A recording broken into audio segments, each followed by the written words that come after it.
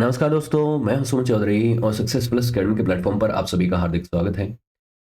तो दोस्तों, जैसा कि आप जानते हैं, हमारी एक प्लेलिस्ट चल रही है जिसमें हम प्राचीन यूनान के महान दार्शनिकों की जीवनी और उनके दर्शन का अध्ययन कर रहे हैं और ये जानने का प्रयत्न कर रहे हैं कि प्राचीन यूनान के दार्शनिक फिलोसफी के डिफरेंट विषयों के बारे में क्या सोचते थे, क्या उनकी ओपिनियन थी और उन ओपिनियंस के पीछे वो क्या तर्क देते थे। ये विषय कुछ भी हो सकते हैं, जैसे मेटाफिजिक्स, जिसे हिंदी में हम तत्व मीमांसा कहते हैं, एपिस्टेमोलॉजी, जिसे हिंदी में हम बेसिकली ज्ञान मीमांसा कहते हैं, और एथिक्स, जिसे हिंदी में नीति शास्त्र कहा जाता है। तो इन विषयों के बारे में ये लोग क्या ओपिनियन देते थे और क्या तर्क थे कि ये ब्रह्मांड, ये यूनिवर्स कैसे बना है, क्या की एलिमेंट्स हैं, ज्ञान हमें कहाँ से प्राप्त होता है, ज्ञान का सूत्र क्या है, ज्ञान हमें मिलता है वो सही भी है या गलत है, क्या रियलिटी है, क्या इल्यूजन है, नीति के हिसाब से कि क्या सही है क्या गलत है। तो इन विषयों के बारे में इनकी जो भी ओपिनियन थी, जो भी इन्होंने अपनी रचनाओं में लिखा, उसको हम इंटरप्रेट करके जानने का प्रयत्न कर रहे हैं, उसे हम पढ़ रहे हैं। तो उसी सीरीज को कंटिन्यू करते हुए आज के इस वीडियो में हम बात करने वाले हैं प्री सोक्रेटिस एरा के एक और महान फिलोसोफर, जिनका नाम था एनेक्सिमेनिस ऑफ मिलेटस। मिलेटस से बिलोंग करते थे, एनेक्सिमेनिस इनका नाम था। इनकी बायोग्राफी और इनकी फिलोसफी को हम पढ़ने वाले हैं। तो सबसे पहले तो आपको ये पता होना चाहिए कि जब हम बात करते हैं यूनान की या ग्रीस की, तो वो क्षेत्र कौन सा था जिसे ग्रीस कहा जाता था सम्मिलित रूप में। तो ये जो मैप आपको नजर आ रहा है, मेडिटेरियन सी के नॉर्थ में आयनियन सी और एग्नियन सी के आसपास के क्षेत्र का 500 ईसा पूर्व का ये मैप है, जिसमें आपको सैकड़ों की संख्या में सिटी स्टेट्स नजर आएंगे। ये सिटी स्टेट्स ऐसे थे कि यहाँ पे अलग अलग राजा का रूल हुआ करता था, चाहे वो स्पार्टा हो, एथेंस हो, जैसे पावरफुल सिटी स्टेट्स भी थे, कुछ छोटे सिटी स्टेट्स भी हुआ करते थे।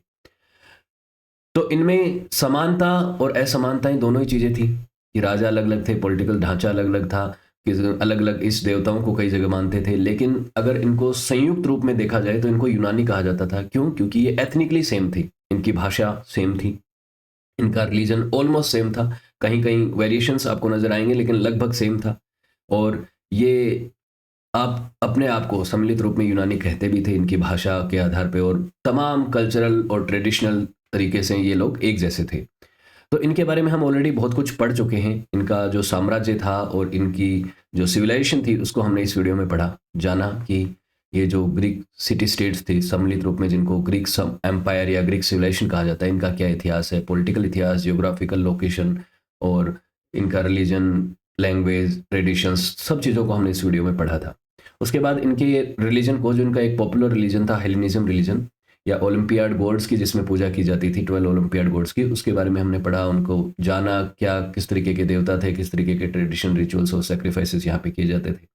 उसके अलावा भी हमने बहुत कुछ इनके बारे में पढ़ा है। इनके जो वॉरफेयर्स हुए, चाहे वो इनके पौराणिक युद्ध हों, चाहे वो रियल वॉरफेयर हो जो हिस्टोरिकली जिनके बारे में लिखा गया है और प्रमाणित किया जाता है, सभी को हमने पढ़ा है। साथ ही अब हम इनकी फिलोसॉफी को पढ़ रहे हैं। तो सोक्रेटिस, प्लेटो, अरिस्टोटल, ये तिगड़ी बहुत पॉपुलर थी। आप जानते हैं इन तीनों को, अरस्तु को जानते हैं, प्लेटो को जानते हैं, सुकरात को जानते हैं। तो ये फिलोसॉफी की बड़े नाम थे, लेकिन इनके अलावा भी बड़े बड़े फिलोसोफर्स हुए, जैसे कि थेल्स, जो कि एंशियंट ग्रीस के सबसे पहले फिलोसोफर थे। साथ ही मैथमेटिशियन भी थे। इनकी आपने थ्योरम पढ़ी होगी। तो ये वेस्ट के सबसे पहले फिलोसोफर थे, इनको भी पढ़ चुके हैं। एनाक्सिमेंडस और एनाक्सिमेनिस, ये भी मिलेटस से आते थे। तो ये भी एक तिगड़ी थी मिलेटस की, जो कि काफ़ी पॉपुलर थी, और इनके फिलोसॉफिकल आइडिया जो थे, स्पेशली मेटाफिजिक्स और कॉस्मोलॉजी में, वो काफ़ी पॉपुलर हुए। तो इनमें से एक की बात हम अभी करने वाले हैं, जिनका नाम है एनाक्सिमेनिस। तो एनाक्सिमेनिस के बारे में ओवरऑल जो एक आप कह सकते हैं की चीज़ें हैं, वो मैं आपको बता भी चुका हूँ, और कुछ बातें अभी हम डिस्कस करेंगे कि प्री सोक्रेटिस एरा के फिलोसोफर थे। 6 सेंचुरी बीसी में ये एंशियंट ग्रीस में पैदा हुए। उसी दौर में इन्होंने अपने फिलोसॉफिकल आइडियाज़ को बताया लोगों को, और उसी दौर में ये पॉपुलर भी हुए। मिलेटस में इनका जन्म हुआ। मिलेटस को मैं आपको बता देता हूँ, जियोग्राफिकल लोकेशन मिलेटस की कहाँ है, ये है, और ये काफ़ी पॉपुलर जगह थी। अगर ग्रीक फिलोसॉफी की बात करें तो उसका जो राइज है वो मिलेटस से ही हुआ। तो अगर हम बात करें ग्रीस की, तो उसकी फिलोसॉफिकल हिस्ट्री में मिलेटस एक बहुत ही इंपॉर्टेंट जगह थी, जहाँ पे थेल्स का जन्म होता है, जहाँ पे एनाक्सिमेंडस का जन्म होता है, जहाँ पे एनाक्सिमेनिस का जन्म होता है, और इसके पास में ही बहुत ही करीब जगह जो थी सेमोस, यहाँ पे जन्म होता है पाइथागोरस का, जो कि एक फिलोसोफर और एक मैथमेटिशियन थे। तो एनाक्सिमेनिस को मेनली जाना जाता है उनके contribution in the field of cosmology and metaphysics. Cosmology, आप जानते हैं कि ब्रह्मांड की संरचना, ये यूनिवर्स कैसा है, कैसा दिखता है, किससे बना है, की एलिमेंट्स क्या हैं, उनके बारे में इन्होंने बात की। मेटाफिजिकल आइडियाज़ भी उसी में शामिल हो गए साथ साथ, क्योंकि उस समय विज्ञान का तो इतना प्रभाव था नहीं, इतना डेवलपमेंट हुआ नहीं था कि आप दूरदर्शी थे से ग्रहों को देख सकें और उनके हिसाब से प्रायोगिक आधार पे चीज़ों का आकलन कर सकें। तो बेसिकली ऑब्जर्वेशन के आधार पे जो इन्होंने अपनी नेक्ड आइज से चीज़ों को देखा, ऑब्जर्व किया, उसके हिसाब से इन्होंने चीज़ों को एनालाइज करके अपने सिद्धांत दिए बेसिकली। तो वो बात करेंगे। और इसमें एक इनका बहुत इंपॉर्टेंट बिलीफ था, जिसको काफ़ी पॉपुलरली आप देख सकते हैं एनाक्सिमेनिस की फिलोसॉफी में। वो ये था कि ये जो यूनिवर्स है, ये जो ब्रह्मांड है, ये एक इनफाइनाइट और इटरनल सब्सटेंस से बना है जिसका नाम है एयर। AER, कुछ भी बोल दीजिए आप। एयर मतलब हवा, पूरी दुनिया हवा से ही बनी है। हवा ही अलग अलग तरीके से कंडेंस होती है और अलग अलग चीज़ों के फॉर्मेशन में आती है। तो इस तरीके के कई फिलोसॉफिकल आइडियाज़ थे एंशिएंट ग्रीस में। हम जैसे बात करें, थेल्स की अपनी धारणा थी, एनाक्सामेंडस की अलग थी, एनाक्सामेनिस की अलग थी। तो जैसे कि थेल्स क्या कहते थे? थेल्स कहते थे कि सारी दुनिया में जो की एलिमेंट्स है, ये पूरा यूनिवर्स और यूनिवर्स में जितनी भी चीज़ें हैं वो सभी पानी से बनी है। तो बेसिकली की एलिमेंट क्या है? वाटर है। एनाक्सामेनिस ने कह दिया कि हवा से बनी है। एनाक्सामेंडस जो है वो कहते थे एपिरोन नाम का एक पदार्थ है, एक सब्सटेंस है, उससे बनी है। अब एपिरोन को उन्होंने अलग अलग तरीके से डिफाइन किया, लेकिन एपिरोन का मतलब ग्रीक भाषा में होता था कि जिसको पूरी तरह से आप डिफाइन नहीं कर सकते, और जो चीज़ आपको दिखेगी नहीं कहीं पे भी। हवा आप महसूस कर सकते हैं, पानी आप देख सकते हैं, फायर आप देख सकते हैं, लेकिन एपिरोन जो है वो एक की एलिमेंट तो है, लेकिन उसे पूरी तरह से डिफाइन नहीं किया जा सकता, जिसको हमने एनाक्सामेंडस की बायोग्राफी में पढ़ा भी था। तो उन्होंने एपिरोन की बात करी। उसके अलावा हेराक्लिटस नाम के एक फिलोसोफर थे जिन्होंने क्या कहा था? सब कुछ फायर से बना है, यानी कि आग से बना है। जेनोफेनिस जो थे, उन्होंने कहा कि सब कुछ अर्थ और वाटर से बना है। तो अलग अलग फिलोसोफर अलग अलग तरीके की धारणा देते थे। जैसे कि एक और फिलोसोफर थे डेमोक्रेटिस, जो कि एंशिएंट पीरियड में सबसे पहले एटॉमिक थ्योरी देने वाले व्यक्ति थे। इन्होंने क्या कहा था? पूरी दुनिया का हर एक ऑब्जेक्ट और ये जो यूनिवर्स है, ये एक सबसे छोटे इंडिविजुअल पार्टिकल से बना है, जिसको हम एटम कहते हैं, परमाणु कहते हैं। परमाणु की धारणा इन्होंने उस समय पे दी थी। बहुत ही छोटी सी धारणा थी, लेकिन उस दौर में इन्होंने दे दी थी, 5th सेंचुरी BCE में दी थी। उसके बाद आने वाले समय में जो 4 क्लासिकल एलिमेंट्स की जो थ्योरी है वो पॉपुलर हुई। एरिस्टोटल ने इसको काफ़ी पॉपुलर किया। ये एक बहुत बड़े फिलोसोफर थे। इन्होंने कहा कि जो दुनिया में जितने भी ऑब्जेक्ट्स हैं, जितनी भी चीज़ें हैं, जीव, निर्जीव और ये यूनिवर्स, ये बने हैं 4 क्लासिकल एलिमेंट्स हैं। और वो 4 क्लासिकल एलिमेंट्स क्या थे? अर्थ, एयर, फायर एंड वाटर। ये 4 चीज़ों से बना है, मतलब हवा, पानी, पृथ्वी और जल। इन चारों चीज़ों से बना है। पृथ्वी और बेसिकली क्या है? आग। इन 4 चीज़ों से बने हैं। और अगर हम भारतीय फिलोसॉफी की बात करें, जो पुरानी फिलोसॉफी है जिसमें पंच तत्वों का सिद्धांत होता है, तो इन चारों के साथ एक चीज़ और जुड़ गई थी। वो क्या थी? आकाश। कि पंच तत्वों का सिद्धांत क्या है? कि धरती, आकाश, हवा, पानी और आग, इन 5 चीज़ों से पूरी दुनिया बनी है। ये की एलिमेंट्स हैं। तो इस तरह से अलग अलग फिलोसोफर से अलग अलग धारणाएं दी। उसमें से एनाक्सिमेनिस भी थे एक। एनाक्सिमेनिस एनाक्सामेंडस के शिष्य थे, लेकिन उन्होंने उस बात को कैरी फॉरवर्ड नहीं किया जिसमें ये कहा गया था कि एपिरोन नाम के एक ऑब्जेक्ट से पूरी दुनिया बनी है, सब्सटेंस से पूरी दुनिया बनी है। ठीक है। तो एनाक्सिमेनिस की बात करेंगे और इस चीज को डिटेल में पढ़ेंगे कि एयर के बारे में क्या सोचते थे और किस तरीके की एयर है जिससे पूरी दुनिया बनी है। तो ये बात इन्होंने कही थी कि एयर जो है वो कॉन्स्टेंटली मोशन में होती है, वही जो है अलग अलग फॉर्मेशन में आती है, अलग अलग तरीके से कंडेंस होती है, संगहित होती है और रेटिफाइड होती है। और अलग अलग तरीके के जो ऑब्जेक्ट्स आपको नजर आते हैं पूरी दुनिया में, आप एक पेंसिल को देख लीजिए, एक पहाड़ को देख लीजिए, वो सब चीजें हवा से ही बनी है। कैसे बनी है उनको हम अभी डिस्कस करेंगे, इनके पर्सपेक्टिव से जानने की कोशिश करेंगे। तो बेसिकली इन्होंने कहा कि जो आप डिफरेंस देखते हैं अलग अलग तरीके की चीज़, आप कहें कि आग देखते हैं और पानी देखते हैं, दोनों एक तरह के अपोजिट्स हैं, तो दोनों एक दूसरे से एकदम अलग हैं। तो ये भी क्या हवा से बने हैं? तो इनका तो यही कहना था कि बिल्कुल हवा से ही बने हैं। अलग अलग तरीके की डेंसिटी और अलग अलग तरीके से कंडेंस और रेटिफाई होने की वजह से ये सब्सटेंस जो हैं, इनकी प्रॉपर्टीज इतनी भिन्न हैं, एक दूसरे के अपोजिट जैसी नजर आती हैं, लेकिन बेसिकली इनका की एलिमेंट तो एयर ही है, उसी से सब कुछ बना है। ठीक है। अब मिलेशियंस फिलोसोफर जो थे, मिलेशिया में जितने फिलोसोफर हुए, जो मिलेटस में हुए, उनमें कईयों की ऐसी धारणाएं थी कि ये जो पूरा यूनिवर्स है वो किसी एक की सब्सटेंस से तो बना होगा, कुछ ना कुछ तो एक बेसिक एलिमेंट रहा होगा। जैसे थेल्स ने क्या कह दिया? पानी। एनाक्सिमेंडस ने क्या कह दिया? कि एपिरोन। हेराक्लिटस ने क्या कह दिया? फायर। हेराक्लिटस एकदम मिलेटस से बिलोंग नहीं करते थे, लेकिन बेसिकली कई फिलोसोफर्स ने इस तरीके की बातें कही।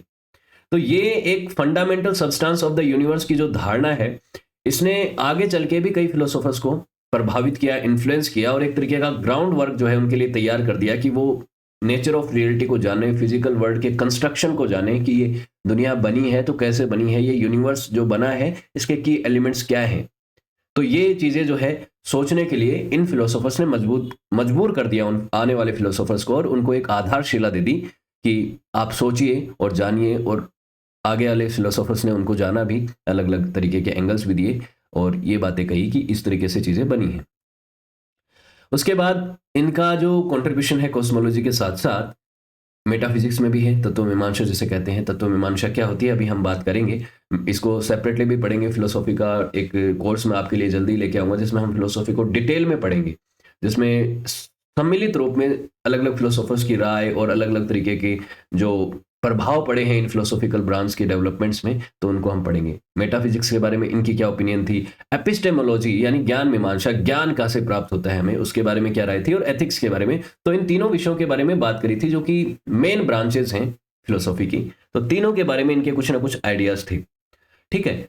उसके अलावा नॉलेज के बारे में इनका ये था कि इनका नॉलेज कहाँ से प्राप्त हुआ इनको, और ये ओपिनियन जो दे रहे थे अलग अलग विषयों के बारे में, उनके ऊपर इनका विचार ये था कि ऑब्जर्वेशन और रीजनिंग से, कि चीज़ों को आप ऑब्जर्व करते हैं, आपकी इंद्रियों के थ्रू आपको ज्ञान प्राप्त होता है, उसके बाद आप रीजनिंग भी लगाते हैं, अपने इंटेलेक्ट का भी इस्तेमाल करते हैं, और उसके बाद चीज़ों को एक के बाद एक आपके दिमाग में उनका जो है इमेज बनती रहती है कि ये होगा तो ये होगा, ये होगा तो ये होगा। अलग अलग सिचुएशन के हिसाब से चीज़ें कैसे डेवलप होंगी वो आप अपने इंटेलेक्ट और अपनी रीजनिंग के हिसाब से ही जान सकते हैं, ठीक है। तो अब इनकी लाइफ और टाइम और सोर्स के बारे में थोड़ा जान लेते हैं, फिर इनकी मेन फिलोसॉफी के बारे में बात करेंगे, ठीक है, कि तत्व मीमांसा के बारे में क्या कहा, ज्ञान मीमांसा के बारे में और एथिक्स के बारे में क्या कहा। जन्म इनका होता है 586 या 585 बीसी में तकरीबन, एग्जैक्ट ईयर और डेट नहीं पता, लेकिन 585 के आसपास मिलेटस में इनका जन्म होता है।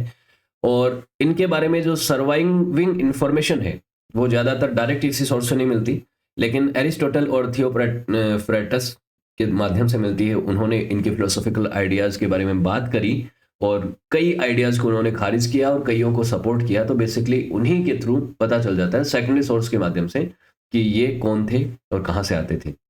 तो इनके बारे में माना जाता है कि ये सन ऑफ यूरिस्ट्रैटस नाम के एक व्यक्ति के बेटे थे, तो उनके पिता का नाम हमें पता चल जाता है वहाँ से।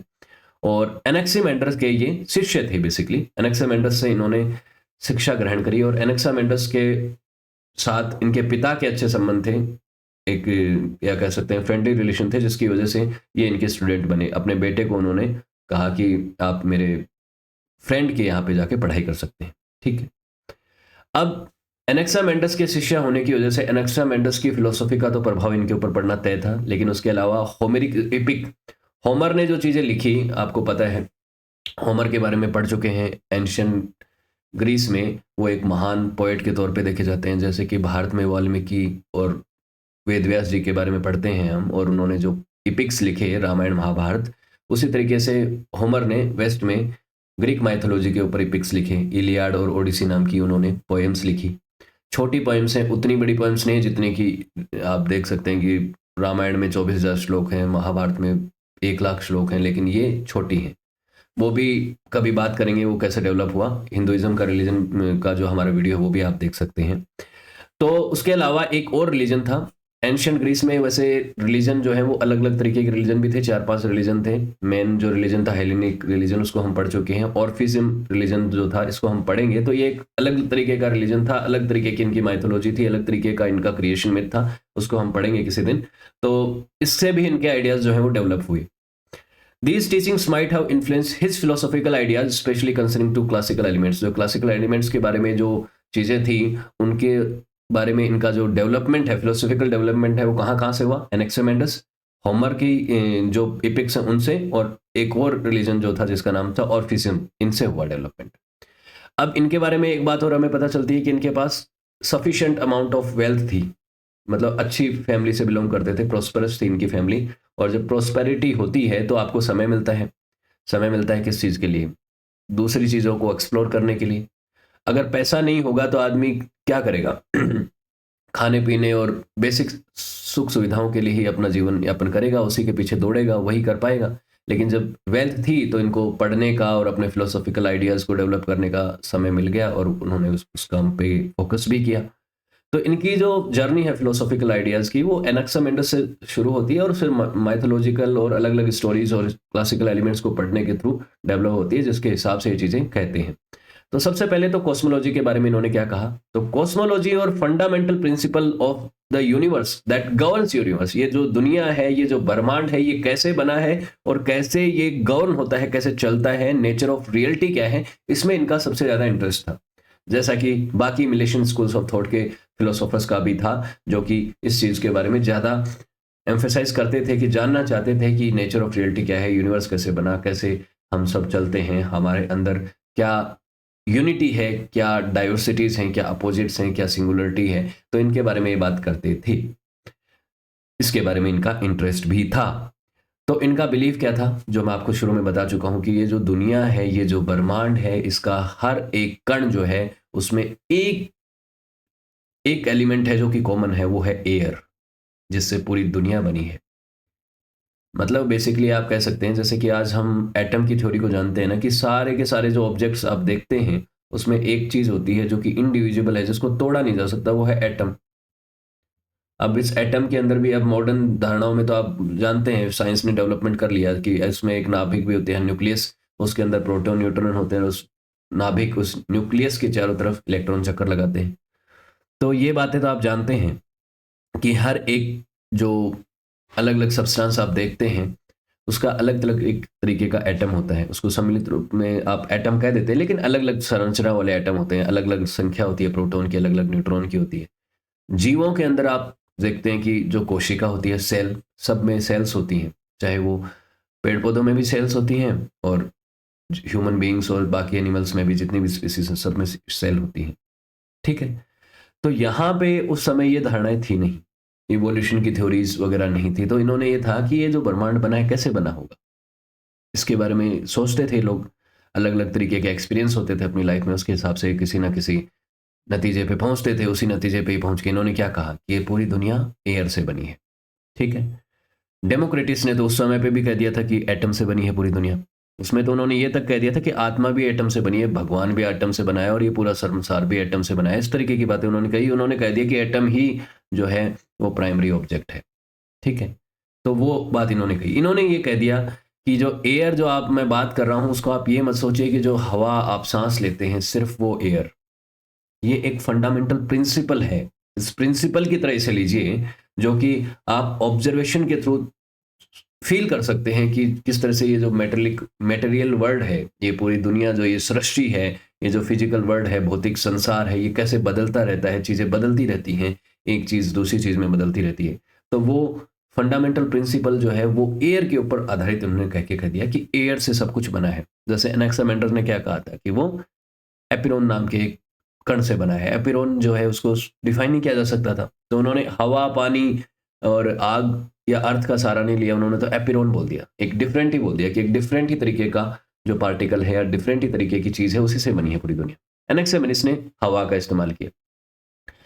अब कहा कि ये जो यूनिवर्स है, ये कॉन्स्टेंट स्टेट ऑफ मोशन में है और चेंज में है। चीजें एक गति में चलती रहती हैं और परिवर्तित होती रहती हैं। एयर जो है, वो अलग अलग तरीके से कंडेंस होती है, रेटिफाई होती है, और अलग अलग तरीके के ऑब्जेक्ट्स जो हैं वो अस्तित्व में आते हैं, जिनको हम देख पा रहे हैं। अब जितने भी ऑब्जेक्ट्स अपने आसपास देख पा रहे हैं, जीव, निर्जीव, सजीव, उन सभी को देख लीजिए। वो सब जो है वो किसका पार्ट, किससे बने हैं? ये जो यूनिवर्सल गवर्न लॉ है, इनके हिसाब से जो प्रिंसिपल ऑफ एयर है, उससे बने। उसी के अलग अलग तरीके से बने हैं, अलग अलग संरचना उनमें आपको नजर आती है, लेकिन वो क्यों? क्योंकि एयर जो है अलग अलग तरीके से कंडेंस हो सकती है, ये इन्होंने कहा। और ये अंडरलाइनिंग प्रिंसिपल ऑफ एयर जो है वो कहलाता है इनका, कि एक सेम सब्सटेंस से पूरी दुनिया बनी है। और जब हवा अलग अलग तरीके से कंडेंस होती है, तो अलग अलग तरीके की चीजें बनती हैं। एग्जाम्पल के तौर पे इन्होंने कहा कि जब हवा कंडेंस होती है, संघित होती है, तो बादल बनते हैं, क्लाउड्स बनते हैं। लेकिन जब ये और ज्यादा कंडेंस होती है, तो पानी बन जाता है। ठीक है। क्लाउड्स बनते हैं, आपको पता है, कंडेंस। तो आप मेयर ऑब्जर्वेशन से जब देखेंगे चीजों को, तो इस तरीके की चीजें दिमाग में आ सकती हैं, इस तरीके की चीजें एनाक्सामेनिस के दिमाग में आई, क्योंकि उस समय उनको ये नहीं पता था कि इन जो क्लाउड्स इनमें वाटर कैसे जाता है, क्या साइंटिफिक प्रोसेस है। लेकिन उन्होंने क्या कहा कि हवा के कंडेंस होने की वजह से क्लाउड्स बनते हैं और क्लाउड्स के कंडेंस होने से पानी बनता है। तो हवा जो है वो रेटिफाई होती है, कंडेंस होती है, तो फायर भी बना सकती है, हवा पानी भी बना सकती है, क्लाउड्स भी बना सकती है, और तमाम तरीके की जो चीज़ें हैं वो आपको नज़र आती हैं, वो हवा के कंडेंसेशन से ही, हवा के अलग-अलग स्वरूप लेने की वजह से ही होती है। ये बात है। तो यहाँ पे आप एक और चीज़ देखेंगे कि एनेक्सामेंडर और एनेक्सामेनिस के बीच में क्या डिफरेंस आ गया। एनेक्सामेंडर ने क्या कहा था कि एक सब्सटेंस जो है एपिरोन या अनबाउंड प्रिंसिपल जिसे कहा जाता है, उससे पूरी दुनिया बनी है, और एनेक्सामेनिस ने क्या कह दिया कि हवा से बनी है। तो ये इनके बीच में एक डिफरेंस आपको नज़र आता है। भले ही एनेक्सामेंडर के शिष्य थे एनेक्सामेनिस, लेकिन उन्होंने उस आइडिया को कैरी नहीं किया आगे, जिसमें एनेक्सामेंडर ने कहा था कि the world, the universe is made by A unbound या एपिरोन नाम की एक चीज़ से बना है, जो कि इन्फिनिटी है।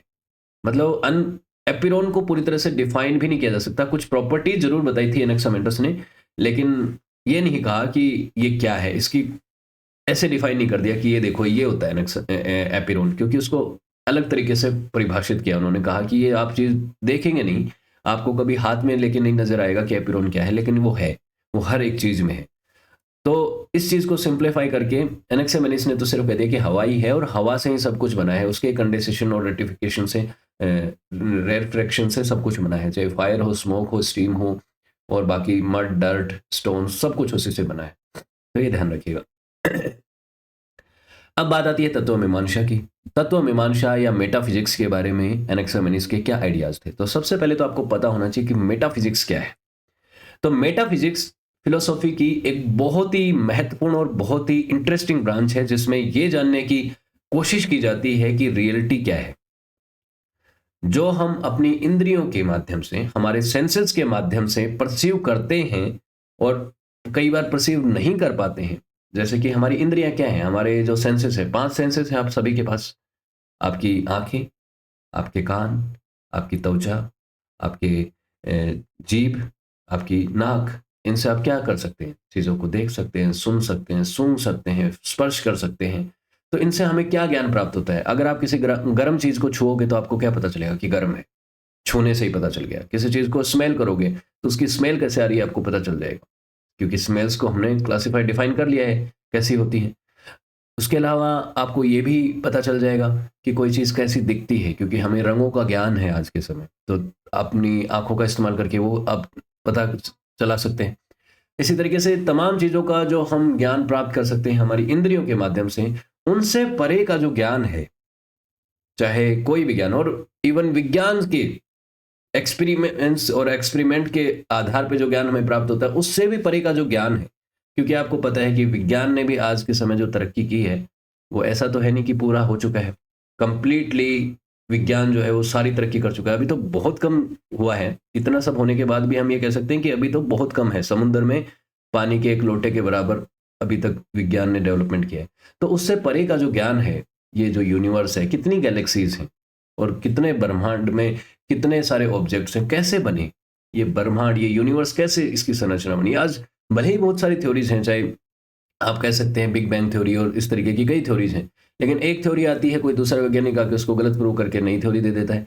तो ये जो चीज़ें हैं, इनके बारे में जानना जो है वो मेटाफिजिक्स में आता है।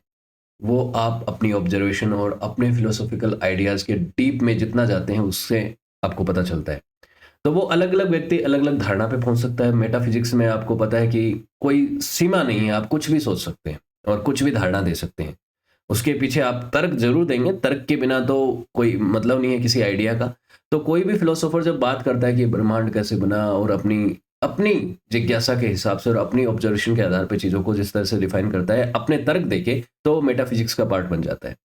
तो उसके अलावा और भी इसका दायरा है, जिसमें जैसे गॉड, जो ईश्वर की धारणा है, थियोलॉजी में जिसे पढ़ते हैं, उसके बारे में भी बात करना। अब ईश्वर की धारणा के बारे में विज्ञान या कोई भी इंसान जो है सही क्लेम नहीं कर सकता। कोई नहीं जानता ईश्वर है या नहीं है। ना तो ये कह सकता है कोई कि ईश्वर है, या ना ये कह सकता है कि ईश्वर नहीं है। किसी ने ना देखा है, ना कोई ये नहीं कह सकता कि नहीं है। नहीं देखा तो इसका मतलब ये नहीं है कि नहीं है। तो ये एक ऐसी स्थिति है, उसके बारे में अलग अलग लोग अलग अलग तरीके की ओपिनियन रख सकते हैं। अलग अलग रिलीजन बने ही हुए हैं ना, आपको दुनिया में दिख रहे हैं कि उनके अलग अलग धारणाएं हैं, उनका ईश्वर का स्वरूप कैसा है। आत्मा, आत्मा के बारे में क्या ओपिनियन है। उसके अलावा फ्री विल की भी बात होती है कि जो सब कुछ हम कर रहे हैं, तो वो कर्म या कर्मा हमारे हाथ में है भी या नहीं, हमारी कितनी फ्री विल है, कितने हम स्वतंत्र हैं। हमें नजर तो आता है कि हम पॉलिटिकली स्वतंत्र हो जाते हैं, पॉलिटिकली हमारे पास अधिकार आ जाते हैं, कुछ फंडामेंटल अधिकार हम बना लेते हैं, लेकिन उसके अलावा इस यूनिवर्स में हमारी फ्री विल कितनी है। उसके अलावा रियलिटी क्या है, इल्यूजन क्या है, इस तरीके की तमाम चीज़ों का अध्ययन मेटाफिजिक्स में किया जाता है। और इस मेटाफिजिक्स के बेसिक आइडियाज़ के ऊपर एनाक्सिमेनिस ने क्या बातें कही।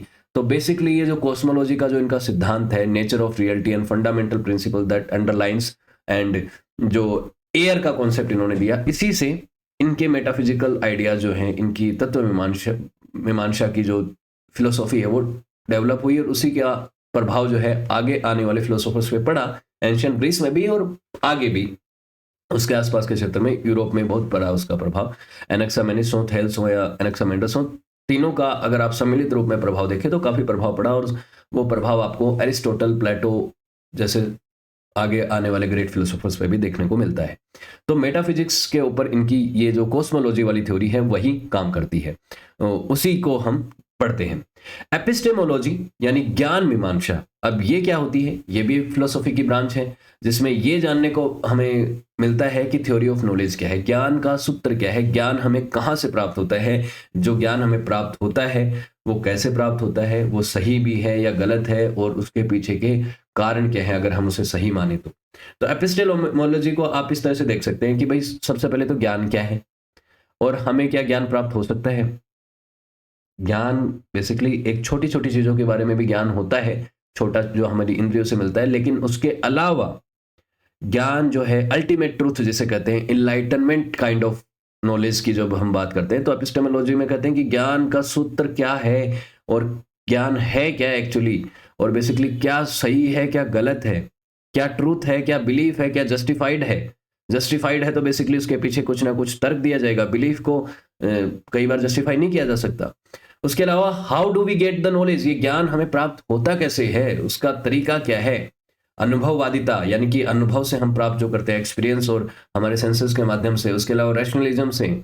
उसके अलावा रिलेटिविज्म जो है कि ज्ञान जो है, ये जो ज्ञान है इसको कैसे प्राप्त किया जा सकता है कि नहीं प्राप्त किया जा सकता, तो इसमें भी अलग अलग फिलोसॉफी, स्पेक्टिसिज्म मतलब संशयवाद, कि कोई तो ये कहता है कि नहीं ज्ञान प्राप्त किया ही नहीं जा सकता, बेसिकली हर चीज के ऊपर संशय करो। जो भी आपको दिख रहा है, आप कहें कि लाल रंग दिख रहा है तो आप उसमें भी संशय करो, क्या पता लाल है, क्या गारंटी है कि लाल ही है। हम सबको नजर आ रहा है कि हम सबको नजर आ रहा है तो भी क्या सही है, जरूरी है सही है। जिन चीजों को आज आप मानते हैं, आने वाले हमारे जो वंशज होंगे, आगे जो हमारी आगे वाली पीढ़ियां होंगी, वो उन चीजों को गलत भी साबित कर सकती हैं। और ये विज्ञान में आप देखते ही हैं कि पहले कितने बड़े बड़े महान वैज्ञानिक हुए, उनकी बात को आने वाले समय में दूसरे वैज्ञानिकों ने गलत तक प्रूव कर दिया। उसके अलावा डॉगमेटिज्म क्या है, रिलेटिविज्म क्या है, इनको सभी को हम एपिस्टेमोलॉजी में पढ़ेंगे भी, लेकिन अभी मैं आपको बता रहा हूं कि इस फिलोसॉफी की ब्रांच के अंदर एनाक्सिमेनिस ने क्या कंट्रीब्यूट किया। तो उनका जो कंट्रीब्यूशन है इसमें कि नॉलेज कैसे प्राप्त किया जा सकता है, तो उन्होंने बेसिकली कहा कि ऑब्जर्वेशन और रीजनिंग के थ्रू आप ज्ञान प्राप्त कर सकते हैं। Knowledge could be obtain through observation and reasoning. Observation किससे करेंगे, आप अपनी इंद्रियों से करेंगे।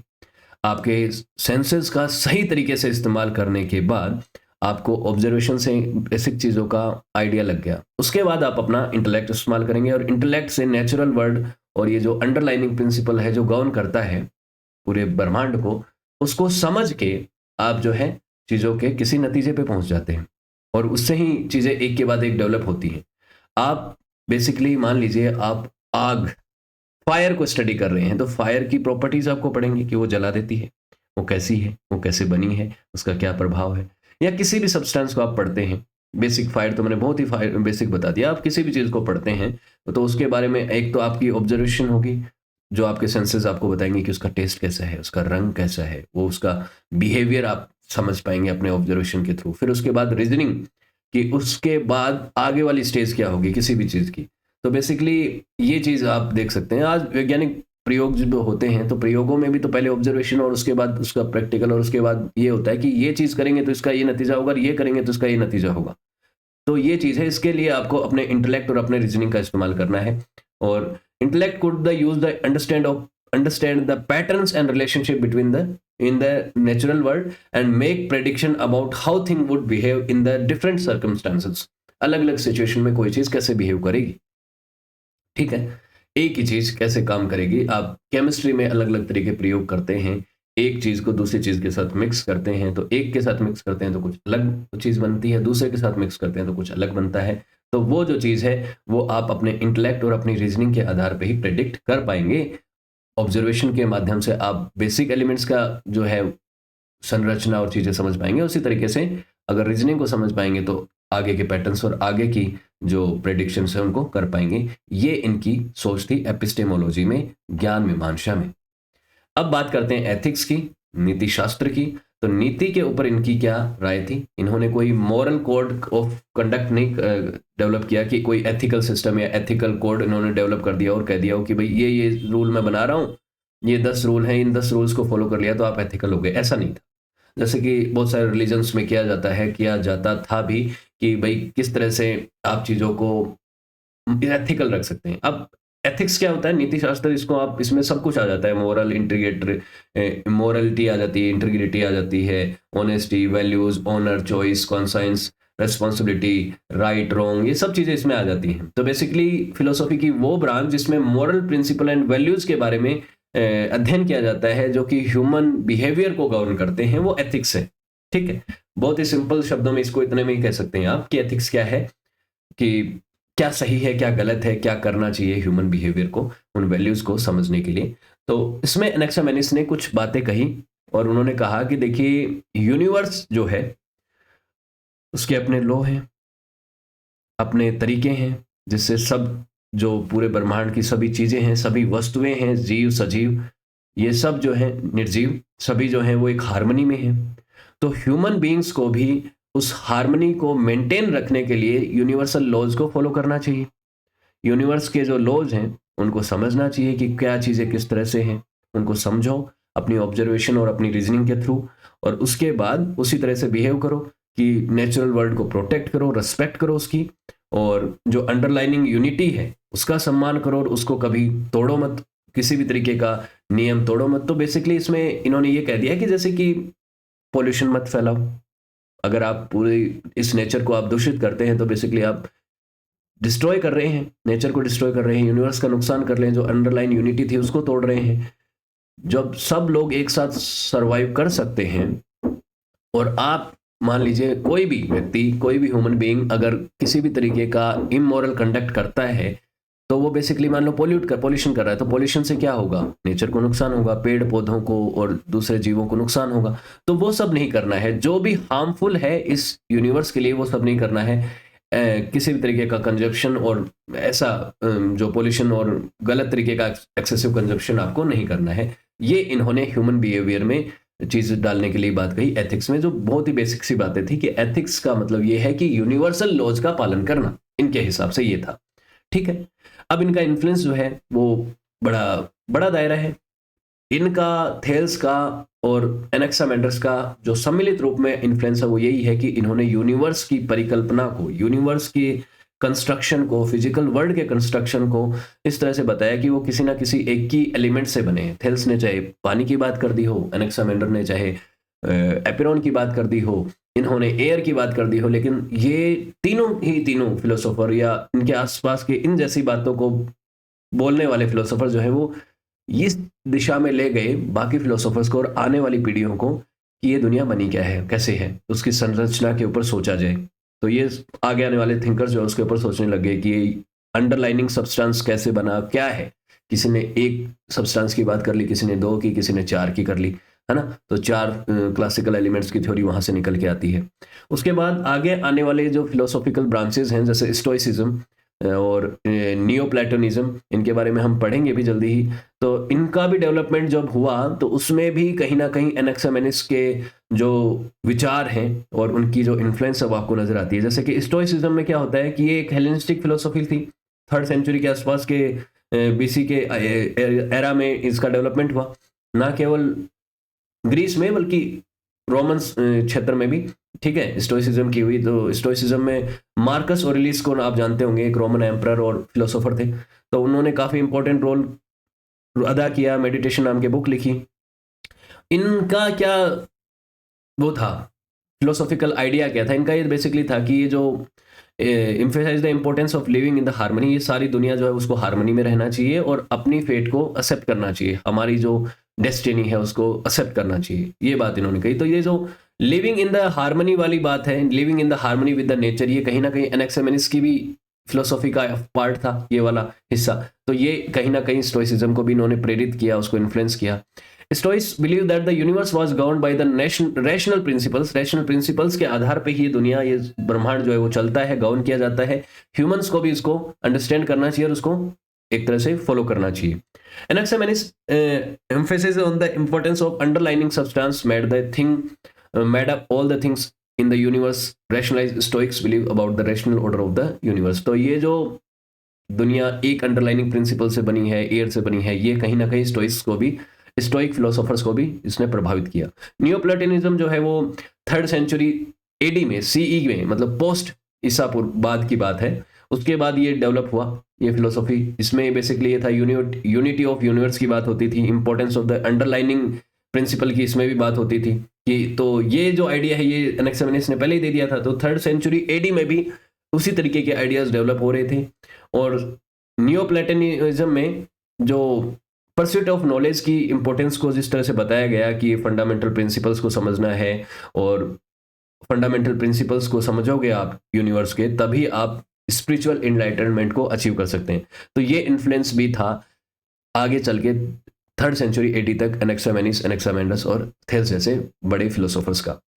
सो होपफुली आपको चीजें क्लियर हुई होंगी कि एनेक्सिमेनिस किस तरीके के फिलोसोफर थे, कहाँ पे पैदा हुए, क्या उनके आइडियाज थे कॉस्मोलॉजी के बारे में, मेटाफिजिक्स के बारे में या थ्योरी ऑफ नॉलेज के बारे में।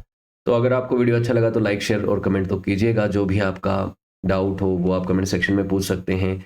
इसके अलावा आप सक्सेस प्लस एकेडमी की एप्लीकेशन को भी डाउनलोड कर सकते हैं।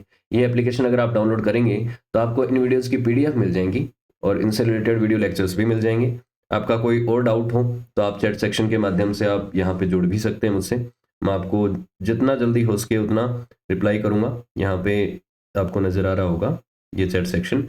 उसके अलावा सक्सेस प्लस एकेडमी के प्रीमियम कोर्सेज को भी आप एक्सेस कर सकते हैं। बहुत अप्रोप्रिएट प्राइस में ये कोर्सेज आपको मिलेंगे, आप घर बैठे अपनी तैयारी कर सकते हैं। फिलोसॉफी का भी यहाँ पे कोर्स आपको मिलेगा। ओके, सो और भी हमारे प्लेटफॉर्म है, वहाँ पे आप जुड़िएगा। और आपने वीडियो यहाँ तक देखा उसके लिए आप सभी का शुक्रिया। मिलते हैं अगले वीडियो में।